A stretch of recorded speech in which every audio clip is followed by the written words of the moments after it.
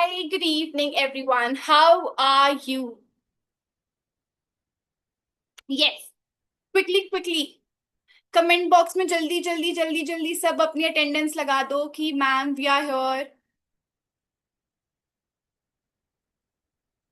Hello.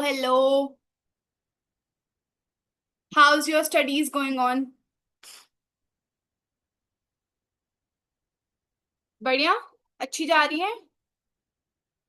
Ma'am motivation नहीं आ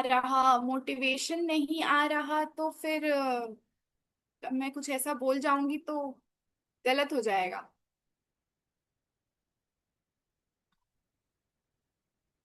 motivation नहीं आ रहा बेटा तो फिर आप मत करिए यूपीएससी. क्या बोलूं अब मैं. नहीं और कुछ अब मैं क्या ही बोलूं बताइए. अब आपको मोटिवेशन ही नहीं आ रहा है.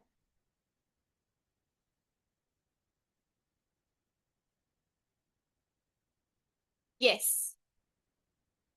Okay. So I guess the first chapter was already revised with sir. Daksh sir had helped you with the revision. The boy who was saying कि मैम मुझे मोटिवेशन नहीं आ रहा है. मैं आपको एक बात बोलूं, आपको मोटिवेशन की जरूरत ही नहीं है. आप क्लास अटेंड करिए, क्लास के बाद रिवीजन होता है, रिवीजन अटेंड करिए. खुद क्वेश्चन बनने लगेंगे, अपने आप मोटिवेशन आ जाएगा. ठीक है. और एक बार ना अब सोचिए कि when you will be there on that position. Okay. तो फिर आपको कैसा लगेगा. खुद ही मोटिवेशन आ जाएगा. और बेटा अगर अपने सपने के लिए मोटिवेशन ढूंढने की जरूरत पड़ रही है तो आई थिंक कि वो आपका सपना ही नहीं है. So you should back of. Okay. So today we are starting with the second chapter, that is European penetration and the British conquest of India. European penetration means how did European came to India. Okay, and what had happened in India after they have come. तो इस chapter में हम पढ़ेंगे कि European India में कैसे आए और उनके आने के बाद इंडिया में क्या सर्कमस्टांसेस बने. इसमें ऑल टुगेदर 10 टॉपिक्स हैं. All together we have 10 topics in this chapter. I will be using both the languages. Don't worry. Okay. First topic is European exploration and arrival in India. European का India में आना. Second is the Portuguese and the Dutch in India. फिर Portuguese और Dutch के बारे में है. The English and the French in India.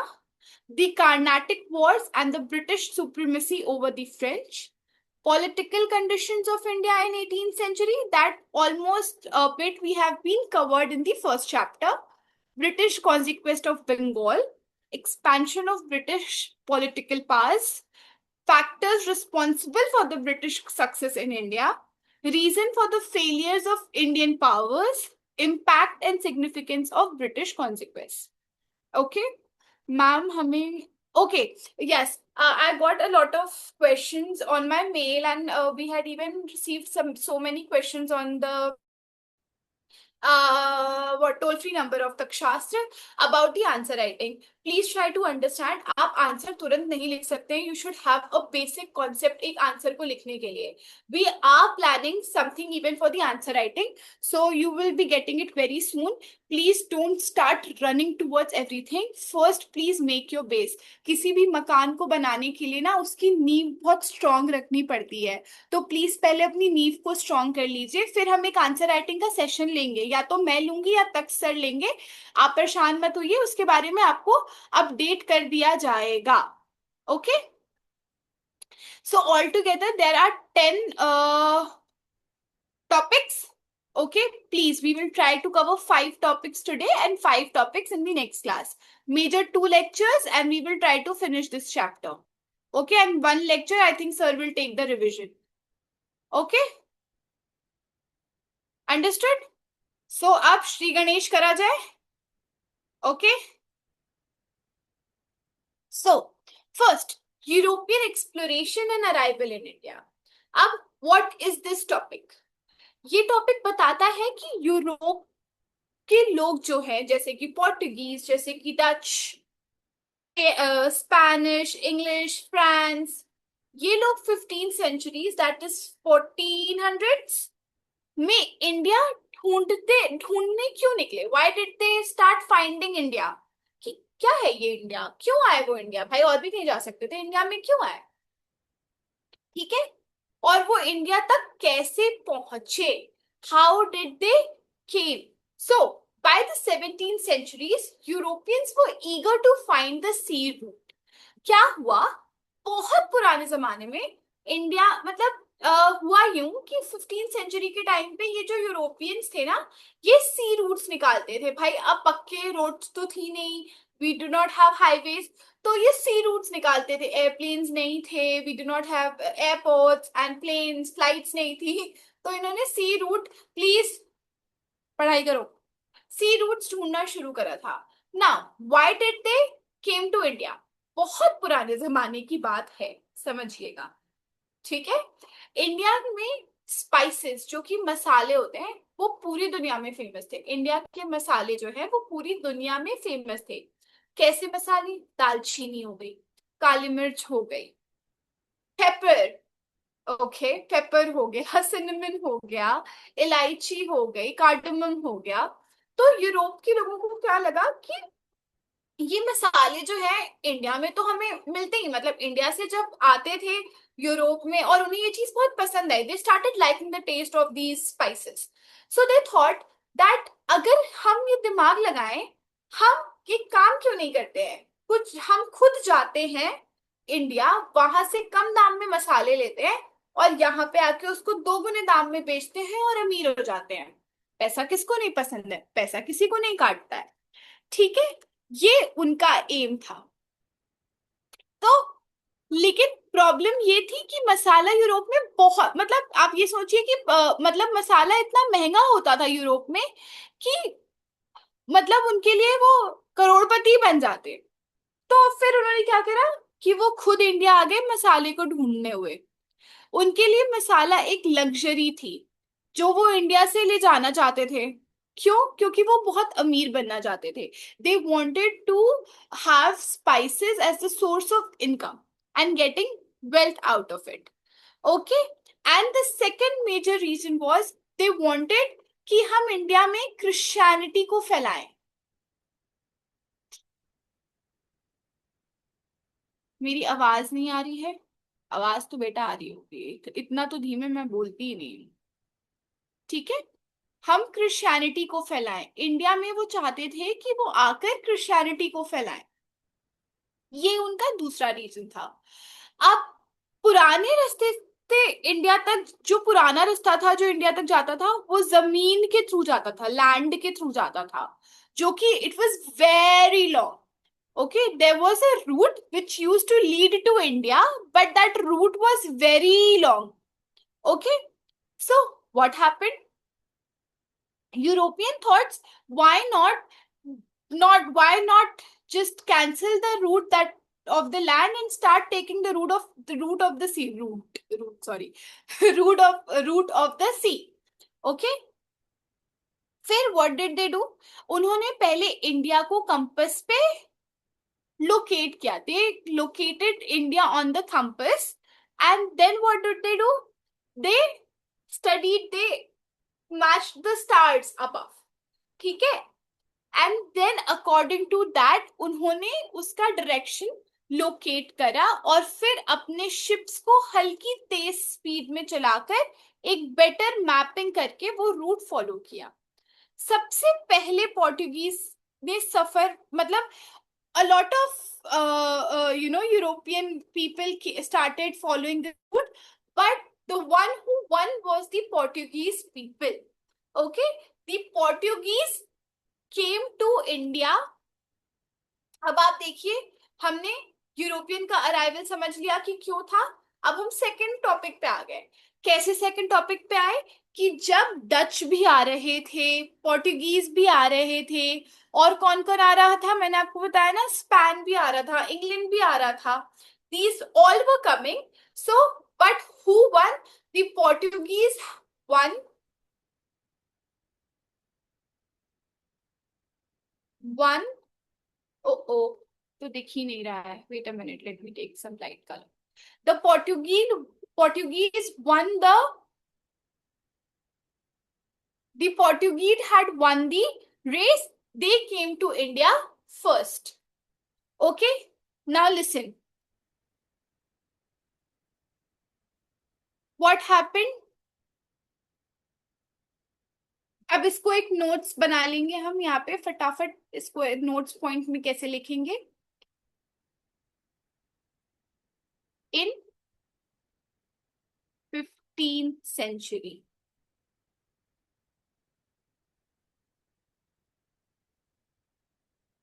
Europeans like Portuguese. Please मेरी हैंड राइटिंग थोड़ी अजीब हो रही है, I don't know why. Understand, okay? That is why I'm repeating also. Portugal, this is R.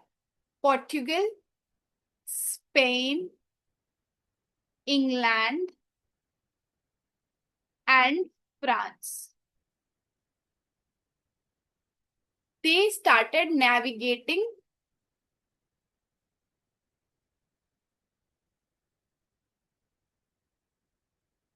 route to India.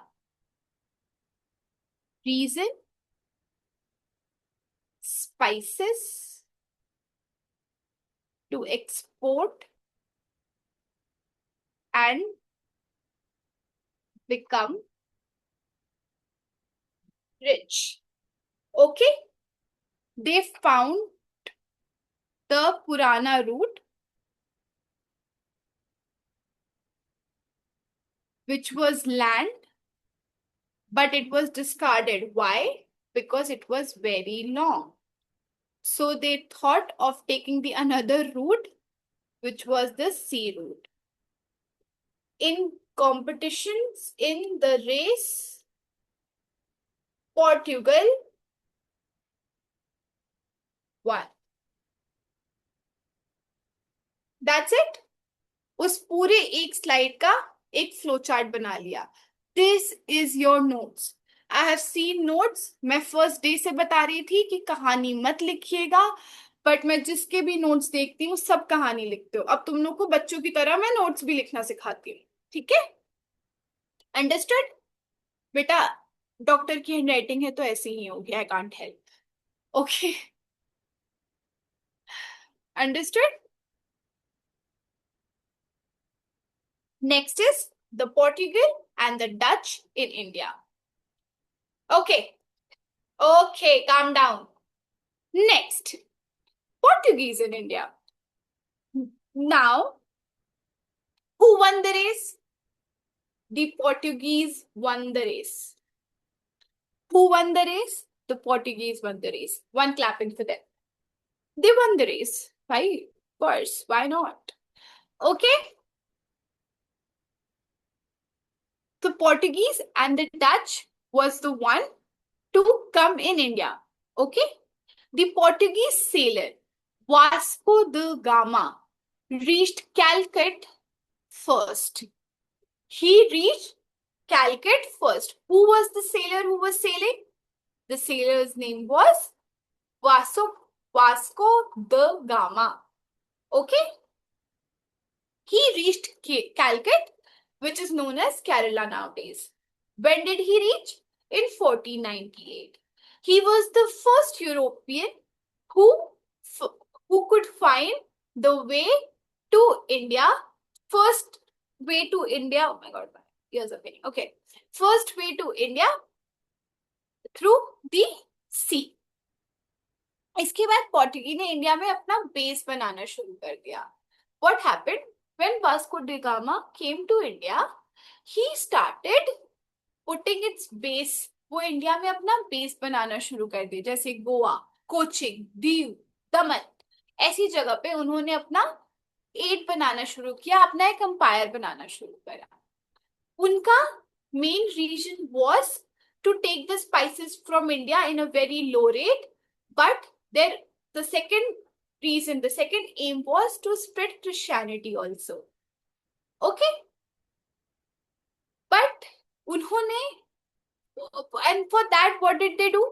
They started a trade monopoly. What did they do? They started a trade monopoly in spices and horses. Okay, उन्होंने किले बनाए, forts बनाए अपने। अब एक Christianity की monopoly को संभालने के लिए उन्होंने फोर्ट्स बनाना शुरू करा। फिर धीरे धीरे क्या हुआ कि पोर्टुगीज कमजोर पड़ने लग गई। ठीक है, ड्यू टू करप्शन, उनकी जो अब आपस में कुछ करप्शन होने लगे, तो उनकी वजह से उनका जो एक होल्ड था ओवर इंडिया वो कमजोर होने लग गया। ठीक है, उन्होंने अपने में ही करप्शन शुरू कर दिया। ठीक है, ऐसे लोकल जो लोग थे जहां पे उन्होंने फोर्ट्स बनाए थे, जैसे गोवा, कोचिन, दीव, दमन। ठीक है, हाँ, it's not DUE. It's correct. The spelling is correct. And it is a proper noun. Proper noun can be written in any way and can be pronounced in any way. It's a name. Okay? फिर वहां के जो local लोग थे वो उनसे नाराज होने लग गए। ठीक है, फिर what happened in 1602, Dutch company, Dutch East India Company बनाई। उन्होंने क्या बनाया? Dutch East India Company. Major centre उसके कहाँ थे? कोलकाता, नागपट्टनम, कोचिन एंड चिंसुरा। ओके, उनकी जो मेजर सेंटर्स थे वो वहां पे। वो ट्रेड में बहुत अच्छा था। अब वो ट्रेड क्या करते थे? मसाले, स्पाइसेस, क्लॉथ, इंडिगो, मील की ट्रेडिंग करने लग गए। ठीक है, सॉल्पेटर, ठीक है, बारूद बनाने के एलिमेंट की ट्रेडिंग करने लग गए। उनका एडमिनिस्ट्रेशन भी बहुत ऑर्गेनाइज्ड था। They had an organised administration just like तक्षशास्त्र। Okay, and but what happened, the Dutch इन डच को फिर क्या चीज में इंटरेस्ट होने लगा? Dutch started having interest in the Indian politics. उन्हें लगा कि एक काम करते हैं, हम इंडिया में दबदबा बनाना शुरू कर देते हैं। तो उनको हमारे इंडियन पॉलिटिक्स में अच्छा, मतलब उनको हमारे इंडियन पॉलिटिक्स अच्छा लगने लग गया। ठीक है, लेकिन उनको ये चीज ज्यादा नहीं चली। उनका फोकस सिर्फ ट्रेड पे, मतलब उनका फिर मतलब जब उनको इंटरेस्ट तो आने लगा लेकिन उनका फोकस स्टिल ट्रेड पे रहा। ठीक है, इसीलिए जब ब्रिटिश और फ्रेंच में कंपटीशन बढ़ा तो डच धीरे धीरे पीछे रह गया। अब what happened, the British and another French, उनको उनको तो उनको हमारे पॉलिटिक्स में भी इंटरेस्ट आने लगा। वो थोड़े इंडिया को समझने लगे कि अच्छा इसमें चल क्या रहा है। लेकिन डच पीछे क्यों रह गया? क्योंकि उसको सिर्फ अपने ट्रेडिंग से मतलब होने लगा। दो वो इंटरेस्ट लेना चाहते थे बट उनको वो ट्रेडिंग में ही ज्यादा लगे रहने लगे, इसलिए वो पीछे रह गए। ठीक है, फिर यहाँ पे क्या हुआ? यहाँ पे फिर इंग्लिश और फ्रेंच इंडिया को रीड करने लगे। अब आपको समझ में आया पोर्टुगीज क्यों डिक्लाइन हुई? First the Portuguese decline, first sorry, how did the Portuguese were the one first to come to India. Who was the first sailor? Vasco da Gama. What was his aim? His aim was to spread Christianity. अब मैं बोल रही हूँ, उसको लिखते जाओ। ठीक है, to to spread Christianity and to trade the spices. He started making centers in India. Where did he form the centers? 4 places: Dutch, Goa, Daman and Diu. What did he do? He started building fort and he started establishing a trade monopoly of spices and horses. How? Why did the Portuguese decline? The Portuguese declined because they had the corruption inside their organization only, which somewhere or the other made the locals question them and lose interest in the Portuguese policy. When the Portuguese declined, the Dutch in 1602 came in place.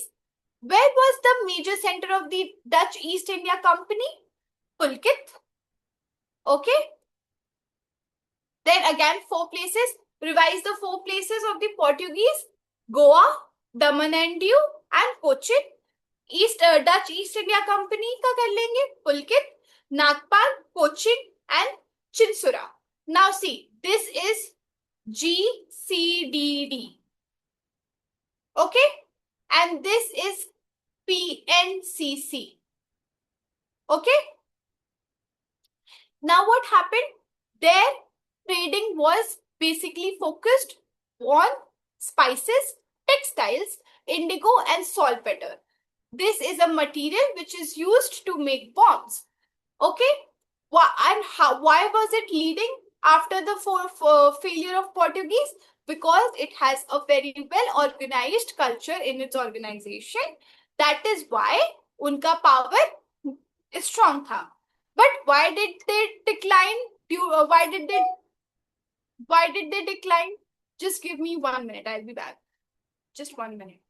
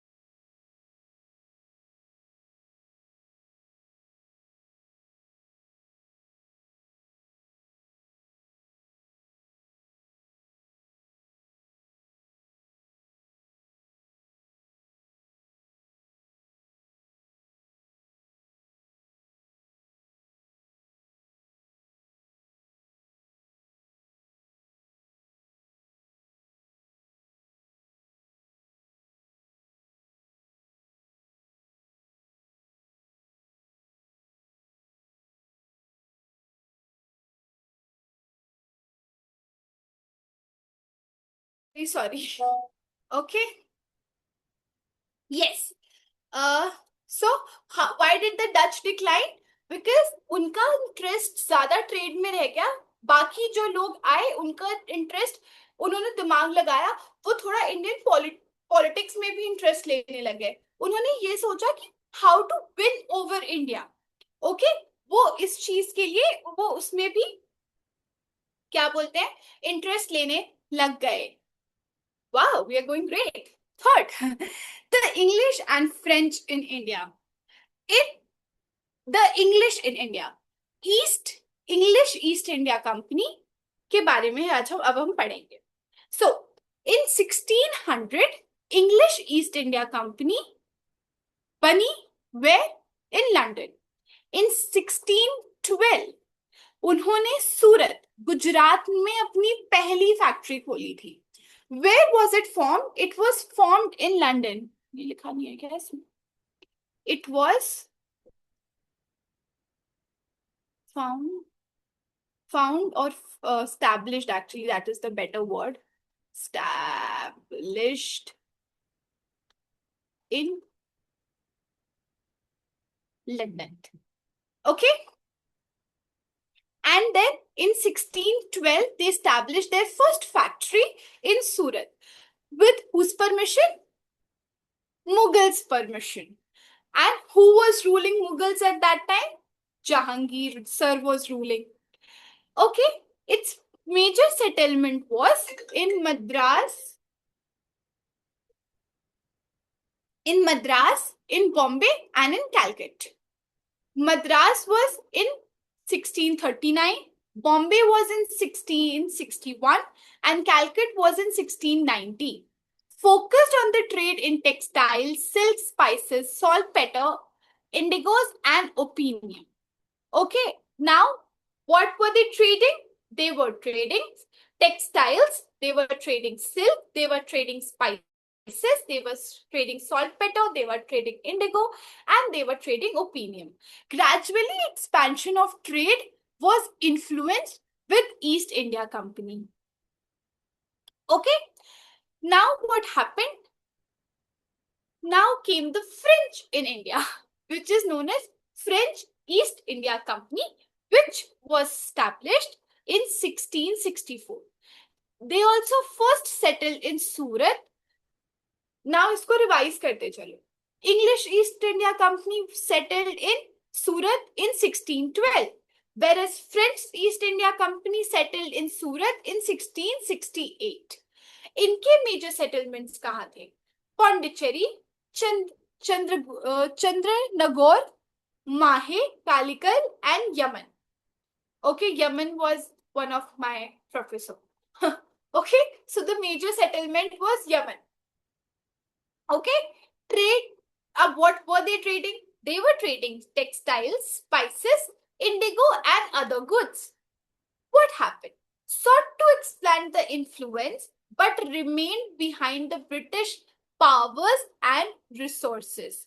दोनों English और French व्यापार बनाकर India आए थे. दोनों ने factories बनाई, settlement भी हुआ. धीरे धीरे दोनों के बीच कंपटीशन शुरू हो गया कि कौन इंडिया में ज्यादा पावरफुल है. दोनों ने दिमाग लगाया था, दोनों ने स्टैब्लिशमेंट अपनी अपनी जगह करी थी, फैक्ट्रीज यहाँ खोली थी. लेकिन हुआ क्या, इन्होंने ये नहीं सोचा कि हाथ मिला लेते हैं, ये भी बढ़े हम भी बढ़े. नहीं, इन्होंने सोचा हम कंपटीशन करेंगे, हम देखेंगे कि हम दोनों में से सेटलमेंट कौन सबसे ज्यादा अच्छा करता है. ठीक है, अब सोचो अगर मैं और तक सर कंपटीशन करने लग गए तो. हमने हाथ मिलाया कि चलिए आप भी बढ़िए हम भी बढ़े.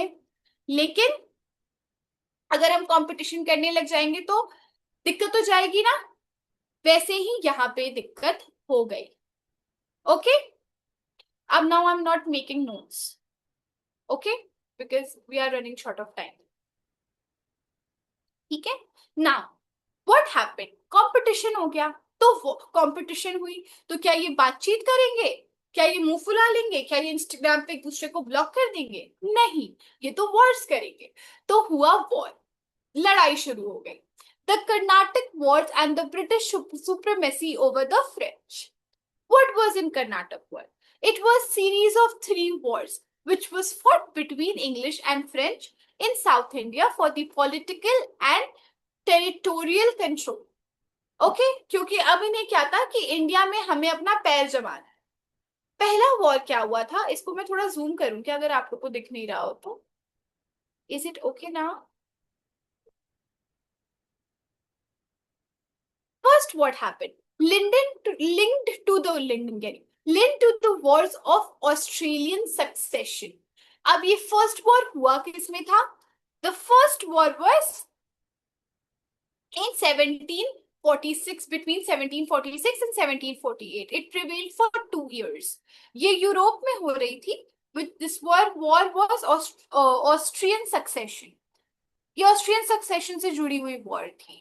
ठीक है, कोई बड़ा टेरिटोरियल चेंज नहीं हुआ था इस वॉर के बाद. ठीक है, इस वॉर में हुआ क्या था, ट्रीटी साइन हो गई थी जिसे एक्स ला चैपल ट्रीटी कहते हैं.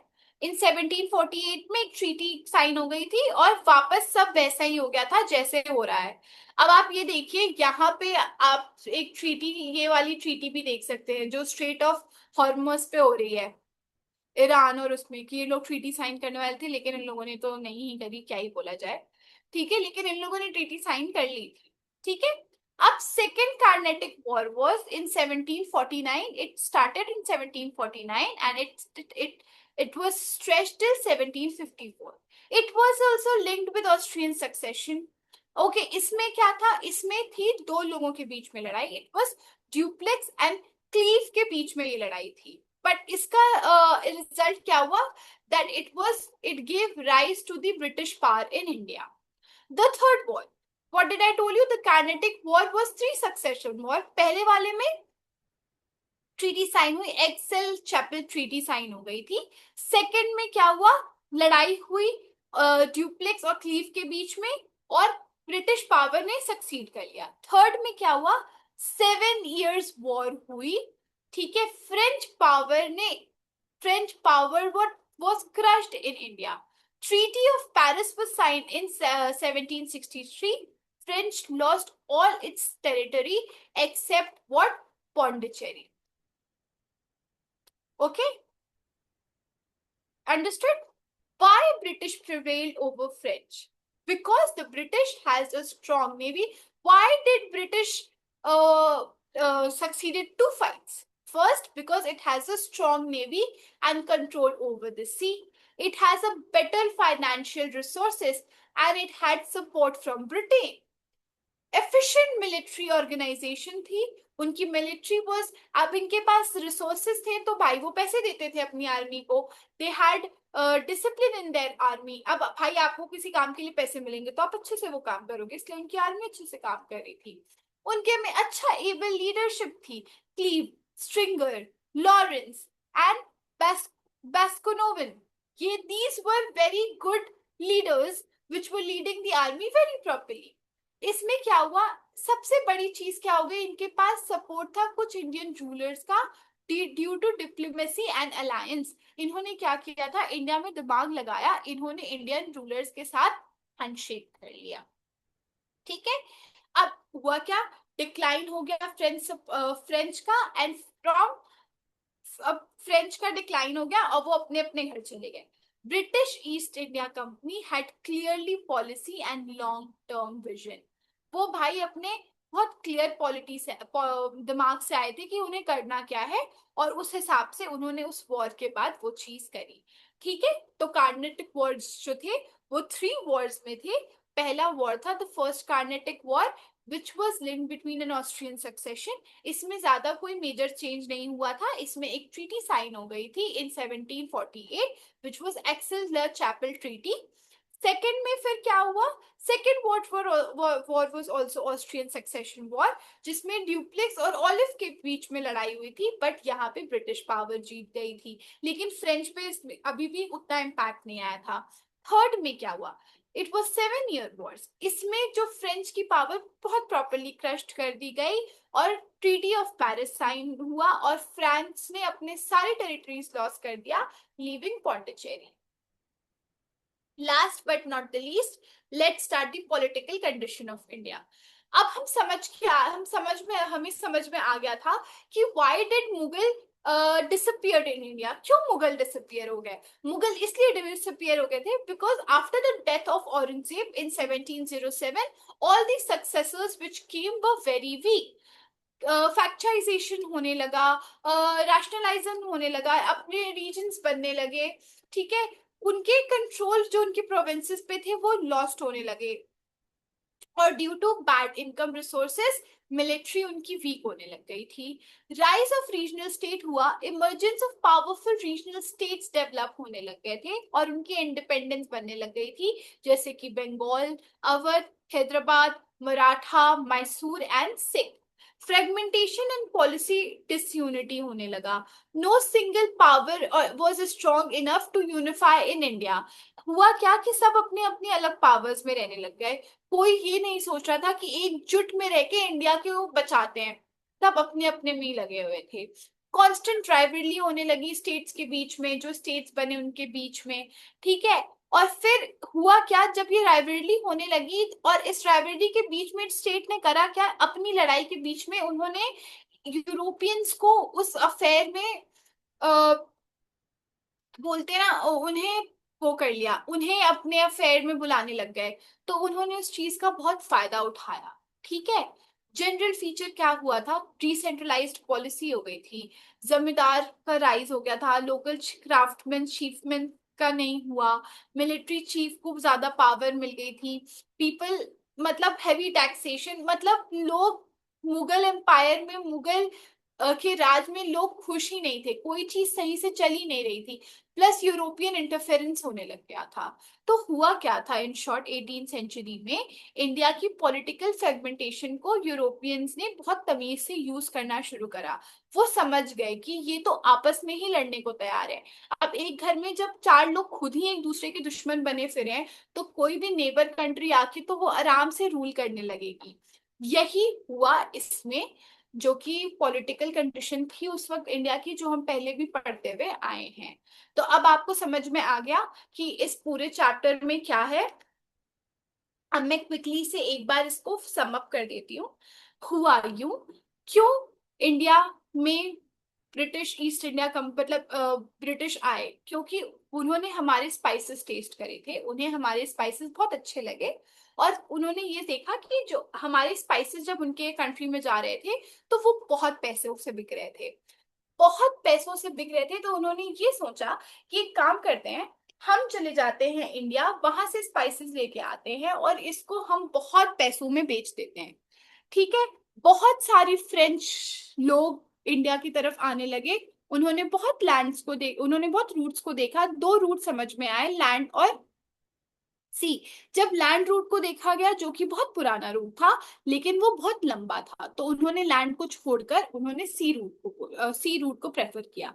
उस सी रूट में भी सबसे पहले एक Portugal sailor which whose name was Vasco da Gama, वो इंडिया आए।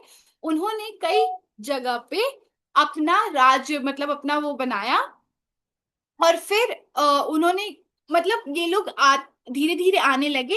लेकिन उनका सबसे मेजर वो क्या था कि हमें ट्रेड तो करना ही करना है, लेकिन हमें इस्लाम इस्लाम कह रही हूँ, सॉरी सॉरी सॉरी, क्रिश्चियनिटी को भी फैलाना है। ठीक है। तो इसी की वजह से ये सब हुआ। ठीक है।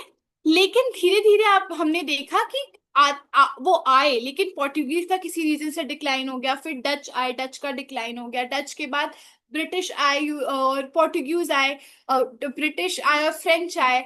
लेकिन इन दोनों में ही लड़ाई हो गई, ब्रिटिश ने पावर कर लिया फ्रेंच को और फ्रेंच हार गया और ब्रिटिश प्रिवेल कर गया। अब ब्रिटिश यूरोपियंस में क्या हुआ, उन्होंने दिमाग लगाया, उन्होंने इंडिया के अफेयर में अपने आप को वो रखने लगे।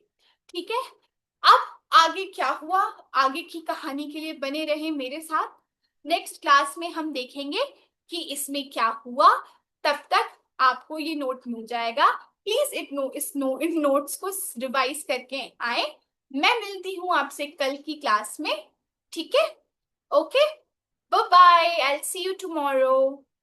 इसको प्लीज रिवाइज करके आएंगे। अब आप देख सकते हैं कि each and every event is interconnected with each other, so please do not miss anything. मेरे साथ बने रहिए और हम अच्छे से आपकी एनसीईआरटी को कवर कर लेंगे। Okay, bye bye, thank you.